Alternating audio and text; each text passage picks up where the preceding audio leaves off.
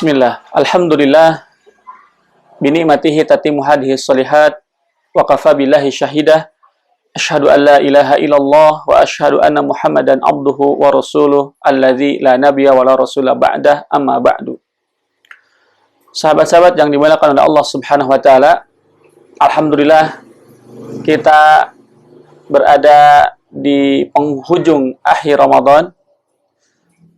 Mudah-mudahan apa yang kita lakukan, saum kita ataupun ibadah yang dilakukan oleh kita pada bulan Ramadan dari awal sampai akhir diterima oleh Allah Subhanahu wa taala, dan mudah-mudahan dosa-dosa kita baik yang kita lakukan sebelumnya ataupun pada saat Ramadan diampuni oleh Allah Subhanahu wa taala. Sahabat-sahabat yang dimuliakan oleh Allah Subhanahu wa taala, ada hadis yang diriwayatkan oleh Imam Al-Bukhari dari sahabat Sahal bin Sa'ad As-Sa'idi. Beliau menceritakan dalam sebuah peperangan, kemudian Nabi SAW bersabda, apabila kalian ingin tahu, kata Nabi SAW, siapa ahli neraka, falyandur ila hadza, maka lihat saja orang ini. Maka kemudian ada sebagian sahabat yang memperhatikan gerak-gerik orang itu. Nah, sahabat yang disebut oleh Nabi SAW, dia itu min kibaril muslimin, di antara tokoh Islam yang ganaan, yang kemampuan perangnya luar biasa, gagah berani. Namun oleh Nabi SAW disebut dia sebagai ahli neraka. Nah, ini yang kemudian membuat sebagian sahabat penasaran, makanya membuntuti dan memperhatikan kenapa sampai kemudian Nabi SAW menyebutnya sebagai ahli neraka. Maka kemudian ketika dia berperang, berjibaku, kemudian dia dengan gagah beraninya membunuh kaum kufar, maka setelah selesai peperangan, dia terkena luka. Dan lukanya ternyata cukup berat, yang membuat dia tidak sabar dengan ujian yang Allah berikan. Maka dia merasakan pedihnya penderitaan dari luka yang ia rasakan. Kemudian ia mengambil sebilah pedang dan menusukkan pedang itu ke dadanya sampai dia mati. Maka kemudian Nabi SAW menyampaikan, boleh jadi ada seseorang, kata Nabi, di pandangan orang dia sebagai ahli surga, namun sebetulnya dia adalah ahli neraka. Atau sebaliknya, boleh jadi di pandangan orang ada orang yang dia seperti ahli neraka, namun sebetulnya dia ahli surga.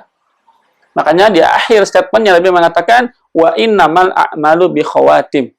Sesungguhnya amal itu tergantung akhirnya. Amal seseorang tergantung endingnya.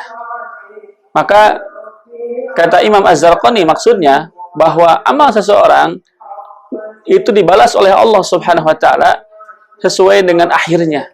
Jadi akhir hayat seseorang maka akan menentukan dia dinilai sebagai ibadah atau bukan, dan dia dibalas atau tidak oleh Allah Subhanahu wa taala sebagai amal kebaikan.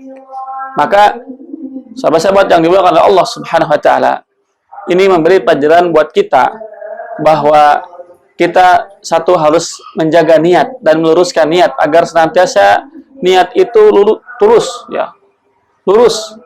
kepada Allah Subhanahu wa taala dalam rangka untuk mengikuti sunnah Nabi SAW. Dari awal sampai kemudian di perjalanan sampai akhir, kita minta kepada Allah Subhanahu wa taala agar dikuatkan hati kita untuk teguh pendirian kita. Makanya kata Siti Aisyah, tidak ada yang paling sering diucapkan oleh Nabi SAW kecuali doa, ya muqallibal qulub tsabbit qalbi ala dinik. Wahai Allah yang membulak-balikan hati, maka teguhkan, komitmenkan hati kita agar tetap dalam agama Allah Subhanahu wa taala. Kenapa? Karena ada kasus seperti ini di mana seseorang awalnya muslim, baik ya, sebagai seorang mujahid. Tapi ternyata di ending kehidupannya atau di akhir kehidupannya dia malah melakukan perbuatan kefasikan, tidak sabar dengan ujian yang Allah berikan sehingga dia bunuh diri. Makanya kemudian Nabi katakan sebagai ahli neraka. Nah, oleh karena itu sahabat-sahabat yang dimuliakan oleh Allah Subhanahu wa taala, kalau saya pinjam kisah ini kaitannya dengan Ramadan, ya, mudah-mudahan ini juga menjadi hikmah buat kita. Maksudnya jangan sampai kita di awal semangat, kemudian tilawahnya tak pernah ketinggalan, sedekahnya nggak pernah ketinggalan, dan berbagai kebaikan kita lakukan pada bulan Ramadan. Namun di penghujung Ramadan, semangat itu hilang. Pudar konsentrasi kita pada bulan Ramadan. Konsentrasinya bukan memastikan amal ibadah kita pada bulan Ramadan dipastikan betul-betul diterima oleh Allah Subhanahu wa taala. Karena mungkin terpengaruh oleh kehidupan dunia, orang sudah berpikirnya tentang lebaran. Ini yang kemudian merusak konsentrasi kita untuk memaksimalkan dan mengoptimalkan ibadah terakhir kita di bulan Ramadan.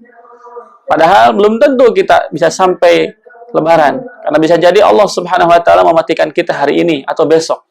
Maka kewajiban yang paling pokok, yang paling utama buat kita hari ini adalah memaksimalkan kesempatan yang berharga, jamuan Allah di bulan Ramadan ini, walaupun hanya tinggal 1-2 hari ke depan, maka harus kita gunakan sebaik-baiknya. Karena kita nggak bisa menjamin apakah amal ibadah kita pada bulan Ramadan diterima atau tidaknya oleh Allah Subhanahu wa taala. Juga kita belum bisa memastikan apakah dosa-dosa kita diampuni atau tidak oleh Allah Subhanahu wa taala. Nah, kesempatan ini kita pakai untuk melakukan itu, yaitu memastikan bahwa amal kita diterima oleh Allah Subhanahu wa taala dan kita pastikan dosa-dosa kita diampuni oleh Allah Subhanahu wa taala. Sahabat-sahabat yang dimuliakan oleh Allah Subhanahu wa taala.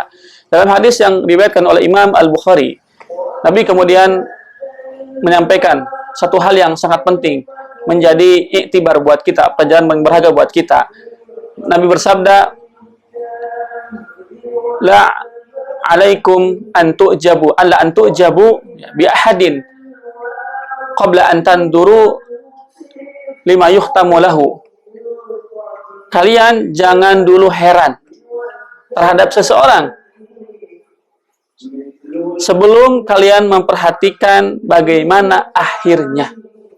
Nah, di sini juga bisa berarti jangan sampai kita merasa kagum, merasa takjub dengan apa yang sudah kita lakukan, merasa sudah hatam Quran, merasa sudah banyak melakukan kebaikan.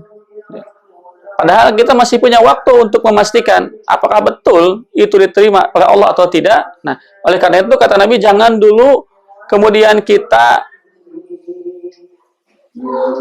terlalu dini untuk merayakan ya kegembiraan. Terlalu cepat merayakan kegembiraan bahwa kita telah melakukan banyak amal soleh. Padahal ada waktu itu mungkin bisa jadi penentuan kita. Makanya kata Nabi SAW, karena boleh jadi ada orang yang kemudian dia beramal soleh. Kalau dia istiqomah dengan amal soleh itu sampai mati, maka dia menjadi ahli surga.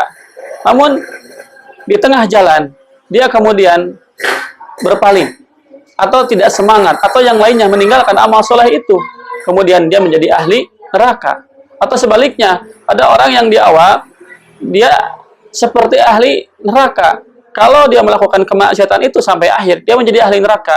Tapi kan di perjalanan dia mendapatkan hidayah, hadir di majelis ilmu, atau dia sadar bahwa dia punya kewajiban untuk beribadah kepada Allah Subhanahu wa taala, maka kemudian ia mendekat kepada Allah Subhanahu wa taala dan Allah terima taubatnya dan Allah berikan kemudahan dia untuk beramal soleh dan kemudian dia mati, meninggal, maka dia sebagai ahli surga.